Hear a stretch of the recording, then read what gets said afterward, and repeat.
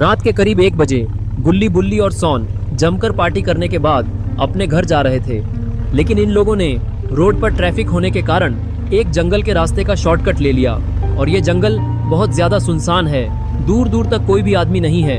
इन लोगों ने पार्टी में थोड़ा सा शराब पिया था, जिसके कारण गुल्ली को ज्यादा ही नशा चढ़ गया है और वो नशे में कुछ भी बड़बड़ा रहा होता है। रोम रोम भाइयों, सिस्टम पार देंगे, सिस्टम पार देंगे।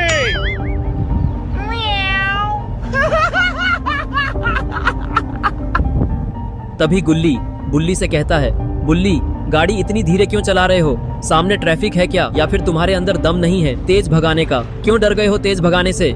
ये सुनकर बुल्ली को गुस्सा आ गया और बस फिर क्या था, वो गाड़ी को सल्लू भाई की तरह भगाने लगता है, यानी कि फुल स्पीड में चलाने लगता है। और अब इन लोगों की गाड़ी हवा से बातें कर रही होती है, लेकिन शॉन को ये सब देखकर बहुत ही ज्यादा डर लग रहा होता है। और फिर वो बुल्ली से बोला, बुल्ली गाड़ी थोड़ा धीरे चलाओ, मुझे डर लग रहा है। एक तो ये जंगल पहले से ही काफी सुनसान है और तुम इतनी तेज गाड़ी चला रहे हो, कहीं हमारा एक्सीडेंट वगैरह हो गया तो फिर हमें यहीं जंगल में रात गुजारनी पड़ जाएगी।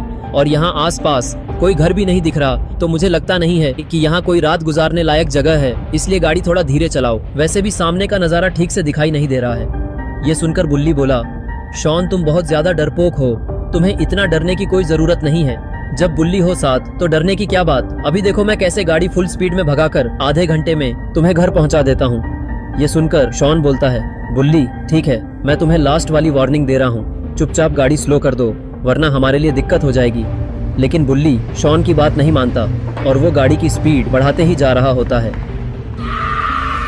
लेकिन शायद इन लोगों को सामने दिखाई नहीं दे रहा है कि सामने सड़क पर ढेर सारा सामान पड़ा हुआ है और सड़क के ठीक बगल में एक सुनसान घर भी है। शायद इस घर में कोई रहता भी नहीं है।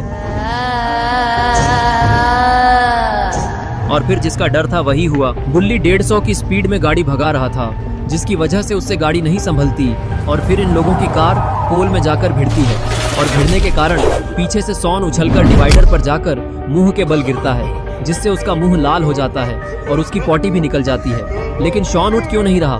कहीं ये बेहोश तो नहीं हो गया? यही देखने के लिए गुल्ली और बुल्ली जीप से नीचे उतरते हैं और दोनों शॉन के पास जाने लगे।